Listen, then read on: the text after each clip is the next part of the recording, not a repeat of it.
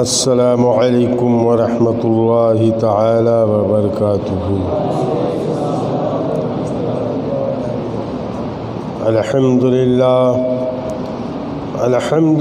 الذی افاض علینا جلال الرحمة والمغفرة والهدى بطریق الحق صاحب الصدق والصفاء لنصرة الدین وحمایت الاسلام ببرکت سید الشہداء۔ اما بعد فاعوذ باللہ من الشیطان الرجیم، بسم اللہ الرحمن الرحیم۔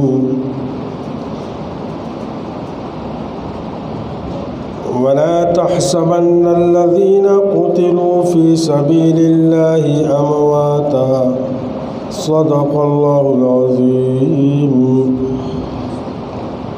نہایت عقیدت و احترام کے ساتھ عقائد عالم الروحی فدا احمد مصطفیٰ محمد مصطفیٰ صلی اللہ تعالی علیہ وسلم کی بارگاہ میں درود پاک کا نذرانِ محبت پیش کرنے، اللہم صلی علی سیدنا و مولانا محمد معدن الجود والکرم والحلم والحکم وبارک وسلم صلاۃ و سلام علیک یا رسول اللہ صلی اللہ تعالی علیہ وسلم۔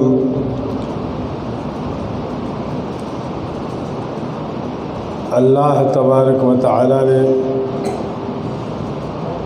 قرآن مقدس میں اپنے محبوب بندوں کے ذکر کرنے کا حکم فرمایا ہے۔ اس سلسلے میں بے شمار آیت مبارکہ قرآن عظیم میں ذکر ہے جو میں نے کل بیان کر دیا تھا۔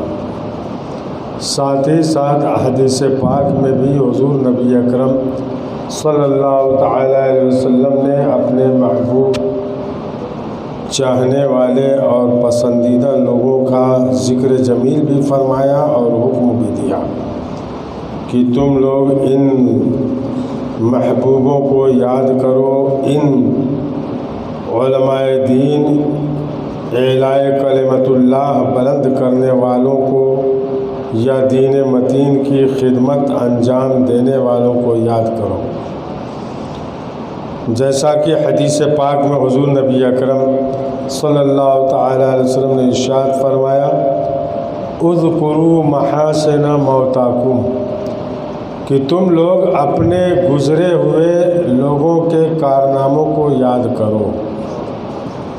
تو سیدنا امام عالی مقام رضی اللہ تعالی عنہ کا ایک دو نہیں بے شمار کارنامہ ہے۔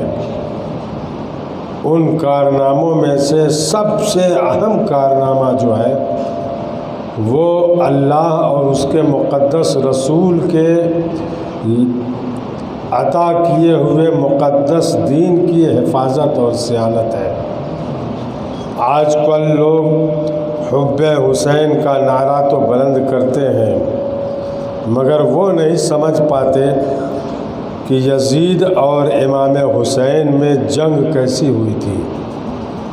بعض دنیا دار لوگوں نے تاریخ میں اپنی کتابوں میں لکھا کہ امام حسین نے صرف حکومت کی ہوس یا حکومت کی لالچ میں یزید سے جنگ کی، حالانکہ بالکل یہ جھوٹی من گھڑت روایت ہے، کوئی ایسی بات نہیں۔ امام علی مقام رضی اللہ تعالی عنہ نے اللہ اور اس کے مقدس رسول کے دیے ہوئے مقدس دین کی حفاظت کے لیے اپنی مقدس جان قربان فرمائی ہے۔ یہی وجہ ہے کہ یزید بھی نماز پڑھتا تھا، جمعہ بھی، عیدین بھی، پنج وقتہ بھی، سب پڑھتا تھا، قرآن عظیم کی تلاوت بھی کرتا تھا، کلمہ طیبہ لا الہ الا اللہ محمد رسول اللہ بھی پڑھتا تھا، مگر اور ادھر بھی حضور سیدنا امام علی مقام سارے امور نیکیوں کے وہی کرتے تھے، مگر امام علی مقام نے اپنا مقدس ہاتھ اگر یزید جیسے ناپاک شخص کے ہاتھ میں دے دیا ہوتا تو اسلام کے سارے قوانین تہس نہس اور برباد ہو جاتے ہیں۔ مثلا یزید پلید نے اپنے دور حکومت میں شراب کو علانیہ پینے کا رواج کیا، جبکہ شراب کی حرمت قرآن عظیم سے نص قطعی سے ثابت ہے۔ یہیں تک بس نہیں کیا، ناچ گانے فوش یہ وہ سب خرافات کرتا، جتنے بھی خلاف شرع امور تھے وہ سب کرتا چلا آ رہا تھا اور کر بھی رہا تھا۔ اور یہیں تک نہیں، جو محرمات ہیں ان سے نکاح کرنے کا بھی وہ حکم کرتا تھا۔ محرمات جانتے ہیں آپ کس کو بولتے ہیں؟ محرمات اس عورت کو کہتے ہیں جس سے نکاح کرنا حرام قطعی ہے۔ مثلا کوئی سگی بہن سے نکاح کر سکتا ہے؟ حرام ہے، قطعی ہے، قرآن سے اس کی حرمت ثابت۔ ایسے ہی خالہ سے نکاح کر سکتا ہے؟ نہیں، وہ ماں کے حکم میں ہے۔ سگی پھوپھی سے نکاح کر سکتا ہے؟ نہیں کر سکتا ہے۔ تو ان سب محرمات سے نکاح کرنے کو اس نے حلال کر رکھا تھا۔ تو اس لیے امام عالی مقام نے یہ اپنی عظیم قربانی، اپنے تمام نونہالوں کی قربانی کو پسند فرمایا، مگر اپنا مقدس ہاتھ ناپاک ہاتھ میں نہیں دیا۔ اگر دے دیتے تو دنیا کی ساری نعمتیں آپ کے قدموں میں یزید ڈال دیتا، حکومت کی کوئی نہ کوئی شفٹ دے دیتا، سیٹ دے دیتا، کہیں نہ کہیں علاقے کا گورنر بنا دیتا، سب کر دیتا، مگر امام عالی مقام نے دین کی حفاظت اور صیانت فرمائی ہے۔ اگر دنیا کی ہوس اور حکومت کی لالچ ہوتی تو وہ لوگ کہاں ہیں جو تاریخ لکھتے ہیں جھوٹی گڑی ہوئی کہ امام عالی مقام نے اپنی جنگ جو کی ہے، معاذ اللہ جنگ کہتا ہے، یہ صرف دین کی حفاظت کے لیے نہیں بلکہ دنیا کی لالچ کے لیے کی، معاذ اللہ۔ یہ کہا حقیقت یہ ہے کہ امام عالی مقام رضی اللہ تعالی عنہ نے دین کی اگر حفاظت اور صیانت کے لیے یہ جنگ نہ لڑی ہوتی تو پھر آج جو ہمیں یہ مقدس دین ملا ہے اس کی اہمیت کا پتہ نہیں چلتا۔ اس کی مثال یوں سمجھیں کہ امام عالی مقام کی شہادت جو عظیم الشان شہادت ہے، ان کا ذکر ہر سال کیا جاتا ہے۔ یہ کیوں؟ اس لیے کیا جاتا ہے کہ اب تک تو جتنی جنگیں لڑی گئی تھیں وہ حق اور باطل کھلے ہوئے میدان میں لڑی گئی تھی۔ سارے لوگ جانتے تھے کہ یہ باطل ہے، یہ مشرک ہے، یہ کافر ہے، اس سے جنگ لڑنا ہے۔ علانیہ کفر جو کرتے تھے ان سے جنگ لڑی جاتی تھی۔ مگر اب یہاں اسلام کا لباس اوڑھ کر لوگ آئیں گے، اسلام کا دعویٰ کرتے ہوئے آئیں گے، کلمہ بھی پڑھیں گے، سب کچھ کریں گے، مگر اسلام کے در حقیقت وہ مخالف رہیں گے، اسلام کی وہ بیخکنی کریں گے، اسلام کے اصول اور قوانین کو تہس نہس برباد کر دیں گے۔ اس لیے آپ نے اس دور میں یہ جنگ کر کے بتا دیا کہ آنے والے وقت میں تمہیں ایسے ہی جنگ لڑنی ہے۔ بہت سے لوگ سمجھیں گے کہ ارے دیکھو یہ مولانا صاحب ہیں، کلمہ پڑھنے والے کو کافر کہتے ہیں، نماز پڑھنے والے کو کافر کہتے ہیں، اور قرآن پڑھنے والے کو کافر کہتے ہیں، تو ہم کافر کیوں کہتے ہیں؟ بلا وجہ نہیں کہتے ہیں۔ خود امام اہل سنت مجدد اعظم اعلیٰ حضرت رضی اللہ تعالی عنہ نے جب مولوی اشرف علی تھانوی کو کافر فرمایا تو اس کے پیچھے بہت راز ہے۔ وہ راز کیا ہے کہ پہلے تو دعوت دے کر خطوط سے اس سے اس سے سب جب تھک گئے کہ اب یہ توبہ کرنے والا نہیں تو کفر کا حکم عائد فرمایا۔ تو اس پر مولوی اشرف علی تھانوی نے کیا کہا کہ اگر امام احمد رضا مجھے کافر نہ کہتے تو خود کافر ہو جاتے۔ اب آپ سمجھ جائیے، اس لیے ضروری ہے کہ جس سے کفر واقع ہو جائے، کفر سرزد ہو جائے، تو ہماری ذمہ داری ہے کہ اسے کافر کہیں، اس لیے کہ کافر کو کافر کہنا اور ماننا ضروریات دین سے ہے، اور مسلمان کو مسلمان جاننا اور ماننا یہ بھی ضروریات دین سے ہے۔ اگر اس ضروری دین کو اگر آپ نے نہیں مانا تو اسلام سے خارج ہو جائیں گے۔ لاکھ آپ نماز پڑھیں، زکوٰۃ دیں، حج کریں، تلاوت قرآن کریں، روزہ رکھیں، سب کریں، سب بے فائدہ ہے۔ آپ کو موٹی مثال میں دے کر سمجھا دوں کہ ایک بالٹی پانی رکھا ہو اور اس میں ایک قطرہ شراب کا ڈال دے تو وہ پانی پاک رہے گا؟ آپ بتائیے، ناپاک ہو جائے گا۔ اور ایک قطرہ اگر پیشاب ڈال دے تو تب بھی وہ ناپاک ہی رہے گا۔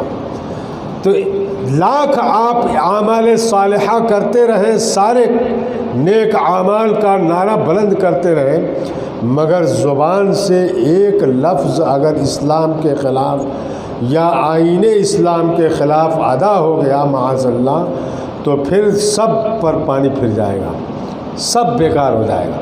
تو اسی دین کی حفاظت کے لیے سیدنا امام علی مقام رضی اللہ تعالیٰ عنہ نے یہ جنگ لڑی ہے۔ کیوں نہیں لوگ جنگ بدر کو یاد کرتے، جنگ احد کو یاد کرتے، غزوہ حنین کو یاد کرتے؟ ساری جنگیں لڑی گئیں، مگر یہ سب کھلے کافروں سے ہوئی، علانیہ جو کفر کرتے تھے ان سے جنگ لڑی گئی، چونکہ وہاں سب معلوم تھا۔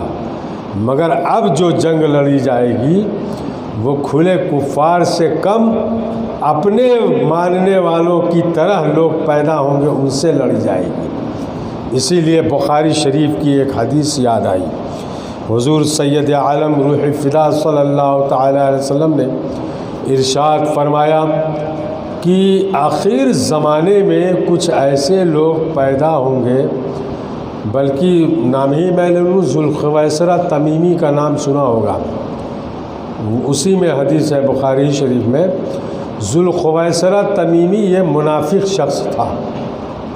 حضور صلی اللہ تعالیٰ علیہ وسلم مال غنیمت تقسیم فرما رہے تھے، تو اتنے میں ذوالخویسرہ تمیمی آ گیا، کیا کہہ رہا ہے؟ اعدل یا محمد، اے محمد انصاف سے مال غنیمت تقسیم کرنا۔ معاذ اللہ اتنا سخت جملہ کہا، سیدنا عمر فاروق رضی اللہ تعالیٰ عنہ کو رہا نہیں گیا، وہ ہیبت اور جلال آپ کے جسم پر بھی تھا اور آپ کے ہاتھ اور تلوار میں بھی تھا۔ فوراً گرجدار آواز میں پکارتے ہوئے کھڑے ہو گئے، یا رسول اللہ مجھے اجازت دیجیے کہ میں اس منافق کی گردن اڑا دوں۔ سرکار نے ارشاد فرمایا چھوڑ دو اس کو، اس کی نسل سے ایسے لوگ پیدا ہوں گے کہ یقرؤون القرآن ولا یجاوزہم عن الطرائق، کہ ایسے لوگ پیدا ہوں گے کہ قرآن حکیم بڑی ہی عمدہ آواز میں پڑھیں گے، مگر اس کا حال کیا ہوگا؟ یہ حلق سے نیچے بھی قرآن کے اثرات نہیں اتریں گے۔ جب حلق سے نیچے نہیں اترے گا تو دل میں کہاں سے اس کی روشنی پہنچ سکتی ہے؟ یہ 1400 سال پہلے حضور نے فرما دیا، اور یہیں تک نہیں فرمایا، آگے فرماتے ہیں کہ تحقرون صلاتکم عند صلاتہم وصیامکم عند صیامہم، کہ تم اپنی نماز کو ان کی نماز کے مقابلے میں حقیر سمجھو گے، اور اپنے روزوں کو ان لوگوں کے روزے کے مقابل حقیر سمجھو گے، مگر ان کا حال کیا ہوگا وہ بھی حضور نے فرمایا۔ حال ان کا یہ ہوگا کہ ان کے دل سے ایمان ایسے نکل جائے گا جیسے تیر نشانے سے نکل جاتا ہے، یہ حال ہوگا، یہ حضور نے پہلے فرما دیا۔ تو اب آپ بتائیے کہ وہ لوگ نماز بھی پڑھیں گے، روزہ بھی رکھیں گے، حج بھی کریں گے، سب اعمال کریں گے، مگر ایمان کا کیا حال ہوگا؟ ایمان ذرہ برابر بھی نہیں ہوگا۔ تو اس لیے ایسے ہی لوگوں سے اس زمانے میں جنگ لڑی جائے گی۔ ابھی آپ نے حال میں سنا ہوگا کہ ایک سے ایک شاطمان رسول پیدا ہو گئے، مسلمان کہلانے والے لوگ پیدا ہوئے، مگر حقیقت میں وہ مسلمان ہی نہیں ہوئے۔ وسیم رضوی کا حال جانتے ہیں آپ، اس کے علاوہ اور سے بہت سے لوگ ایک سے ایک نامور لوگ پیدا ہو گئے، جس کو چسکا لگتا ہے کہ ہم عزت کما لیں تو کوئی نہ کوئی ایسی باتیں کر بیٹھتا ہے اسلام کے خلاف یا حضور نبی اکرم صلی اللہ تعالیٰ علیہ وسلم کی شان مبارک میں، کہ اس سے اس کی عزت بڑھ جائے، لوگ اس کو پہچان لیں کہ یہ وہی شخص تھا۔ حالانکہ عزت کیا ہوگی وہ تو معلوم ہی ہوگا۔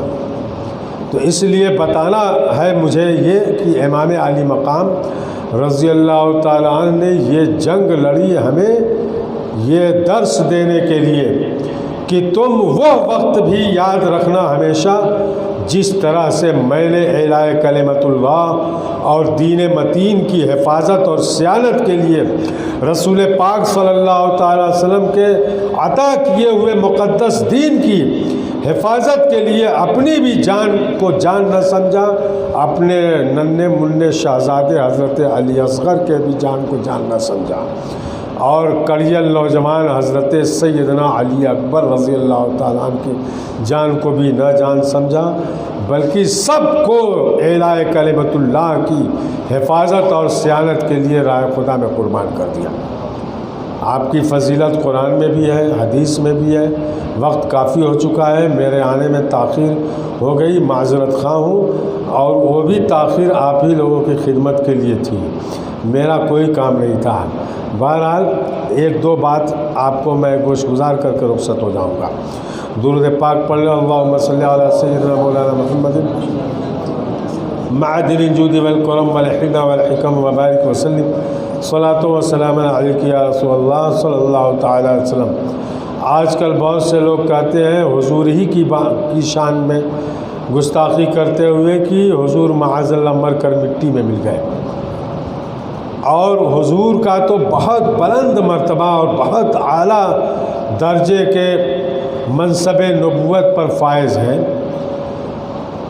ان کے چاہنے والے، ان کے غلاموں کے غلام جو راہ خدا میں شہید کر دیے جائیں، ان کے بارے میں قرآن عظیم کیا فرماتا ہے؟ ارشاد فرماتا ہے وَلَا تَحْسَبَنَّ الَّذِينَ قُتِلُوا فِي سَبِيلِ اللَّهِ أَمْوَاتًا، کہ وہ لوگ جو اللہ کی راہ میں شہید کر دیے گئے یا قتل کر دیے گئے، انہیں تم مردہ خیال بھی نہ کرو، دماغ میں خیال بھی مت لانا کہ وہ مر گئے۔ اور دوسری جگہ اللہ تعالیٰ نے کیا فرمایا؟ وَلَا تَقُولُوا لِمَن يُقْتَلُ فِي سَبِيلِ اللَّهِ أَمْوَاتٌ، کہ تم لوگ ان کو مردہ نہ کہو جو اللہ کی راہ میں شہید کر دیے گئے۔ تو یہاں کیا فرمایا اللہ نے؟ تم مردہ نہ کہو زبان سے، اور وہاں کیا فرمایا کہ تم گمان بھی خیال میں بھی نہ لانا کہ وہ مردہ ہیں۔ تو یہ تو عام شہداء کی بات ہوئی، اور جو حضور صلی اللہ تعالیٰ علیہ وسلم کے بارے میں ایسا بکے اور لکھے اور چھاپے کہ معاذ اللہ مر کر مٹی میں مل گئے، تو اس کا کیا ایمان ہوگا؟ کچھ نہیں، ایمان سب ختم ہو گیا۔ تو اس لیے شہداء کی جب فضیلت اور ان کی زندگی کا ذکر قرآن میں موجود ہے تو وہ تو امام الانبیاء ہیں، سید الانبیاء ہیں، نبی آخر الزماں ہیں، شفیع المذنبین ہیں۔ ان کی شان تو بغیر بیان کیے ہوئے بھی اعلیٰ اور عرفہ اور بلند ہے۔ اس لیے یہ بیان کرنا اور یہ کہنا کہ حضور کے حیات کا ذکر قرآن میں نہیں ہے، تو یہ اس کی جہالت ہے، اس کی کم عقلی ہے۔ اس لیے کہ صحاح ستہ کی حدیث میں یہ موجود ہے، حضور نبی اکرم صلی اللہ تعالیٰ علیہ وسلم نے ابن ماجہ شریف جو صحاح ستہ کی حدیث کی کتاب ہے اس میں ارشاد فرمایا، کیا ارشاد فرمایا؟ ان اللہ علی الارض ان تأکل اجساد الانبیاء فالنبی اللہ حی یرزق، کہ بے شک اللہ تعالیٰ نے انبیاء علیہ السلام کے جسم مبارک کو زمین کے اوپر حرام فرما دیا کہ وہ نہیں کھا سکتی ہے۔ اور یہیں تک بس نہیں ہے، مسلم شریف کی ایک حدیث ہے جس میں لیلۃ الاسریٰ کا بہت لمبا ذکر ہے، کئی ورق پہ یہ حدیث ہے۔ اس میں ایک مختصر ایک حدیث یہ بھی ہے کہ سرکار دو عالم صلی اللہ تعالی علیہ وسلم جب شب معراج کے لیے تشریف لے جا رہے تھے تو کیا فرماتے ہیں کہ مررت بی لیلۃ اسریٰ، کہ میں لیلۃ الاسریٰ میں جب گزر رہا تھا تو میں نے دیکھا کہ موسیٰ علیہ السلام اپنی قبر میں نماز پڑھ رہے ہیں۔ یہ مسلم شریف کی حدیث ہے جو بخاری شریف کے بعد مسلم شریف کی دوسرے نمبر پر حدیث ہے۔ تو اس سے سمجھ میں آیا کہ حضور نبی اکرم صلی اللہ تعالی علیہ وسلم نے 1400 برس پہلے ارشاد فرما دیا کہ موسیٰ علیہ السلام کی زندگی یہ ہے کہ وہ اپنی قبر پرانوار میں نماز پڑھ رہے ہیں۔ سمجھ میں آیا زندگی کا؟ اسی لیے جب میں بہت چھوٹا تھا، بچپن میں شمس العلوم میں پڑھتا تھا، تو حیات انبیاء پہ مناظرے کا چرچا ہوا کہ انبیاء علیہ السلام زندہ ہیں کہ مر گئے کہ کیا ہیں معاذ اللہ۔ تو اس پر جب مناظرہ ہوا تھا تو ہمارے اکابر علماء نے ساری حدیثیں جتنی بھی تھی صحاح ستہ میں یہی شب معراج والی حدیثیں بیان فرمائی تھی۔ ان میں سے یہ ایک حدیث جو میں نے ابھی سنائی یہ بیان ہوئی تھی۔ تو اس سے سمجھ میں آیا کہ انبیاء علیہ السلام کی زندگی، شہداء کیا، انبیاء علیہ السلام کی زندگی بہت بلند ہے، اتنی بلند ہے کہ مت پوچھیے۔ جیسا کہ ایک حدیث میں ہے کہ حضور نبی اکرم صلی اللہ تعالی علیہ وسلم فرماتے ہیں کہ حضرت عبداللہ ابن عباس نے ارشاد فرمایا، روایت کرتے ہوئے کہ حضور نے یوں ارشاد فرمایا کہ جو آیا حج کے لیے ولم یزرنی فقط جفانی، اور میری زیارت کے لیے نہ آیا تو اس نے میرے اوپر ظلم کیا ہے۔ حضور پر کیا ظلم کیا؟ اپنے اوپر اس نے ظلم کر دیا کہ شفاعت سے بھی محروم اور فیوز و برکات جو آقائے کائنات کے جو حاصل ہونے والے تھے اس سے بھی محروم رہ گیا۔ اسی لیے تو اسی میں ایک حدیث اور ہے کہ حضور نے ارشاد فرمایا کہ من زارنی فی مماتی کأنما زارنی فی حیاتی، کہ جس نے میری زیارت کی میرے دنیا سے جانے کے بعد تو اس نے میری زیارت میری زندگی میں کی ہے۔ اس سے بھی زندگی کا پتہ چلا کہ حضور صلی اللہ تعالی علیہ وسلم کی وفات مبارکہ کے بعد بھی اگر کوئی زیارت کے لیے گیا تو وہ گویا آقائے کائنات کی مبارک زندگی میں زیارت کے لیے گیا۔ تو امام علی مقام کی فضیلتیں بھی بہت ساری حدیثوں میں موجود ہیں۔ ترمذی شریف کی حدیث جو صحاح ستہ کی حدیث کی کتاب ہے، اس میں حضور صلی اللہ تعالی علیہ وسلم نے ارشاد فرمایا کہ ہما ریحانی فی الدنیا، یہ دونوں شہزادے نوجوانان جنت کے سردار جو ہیں، یعنی امام حسن اور امام حسین رضی اللہ تعالیٰ عنہما، یہ دونوں میرے دنیا میں پھول ہے گلاب کا کہ جسے میں سونگتا ہوں۔ یہ سرکار نے فضیلت بیان فرمائی۔ اور اسی ترمذی شریف میں ایک حدیث ہے جو صحاح ستہ کی حدیث ہے کہ حضور صلی اللہ تعالیٰ علیہ وسلم جب پیدائش سیدنا امام حسین رضی اللہ تعالیٰ عنہ کے وقت آپ کی چچی حضرت ام فضل رضی اللہ تعالیٰ عنہ گود میں لے کر آئیں کہ یا رسول اللہ، یہ آپ کے مقدس نواسے ہیں، آپ کے گھرانے کے چشم و چراغ ہیں۔ تو سرکار نے انہیں گود میں لیا اور دیر تک لیے رہے کہ اتنے میں حضرت جبریل امین تشریف لائے۔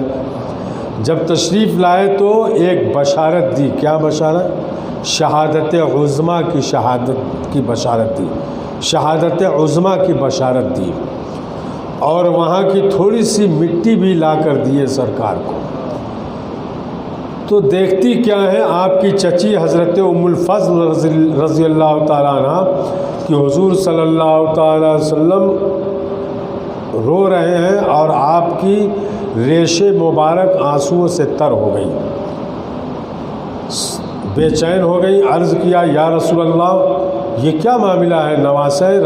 نواسے کی پیدائش پر نانا مقدس کو تو خوشی منانا چاہیے، یہ کیا ہو گیا کہ اچانک اشک رواں ہے، ریش مبارک آنسوؤں سے تر ہو گئی، یہ کیا ہوا؟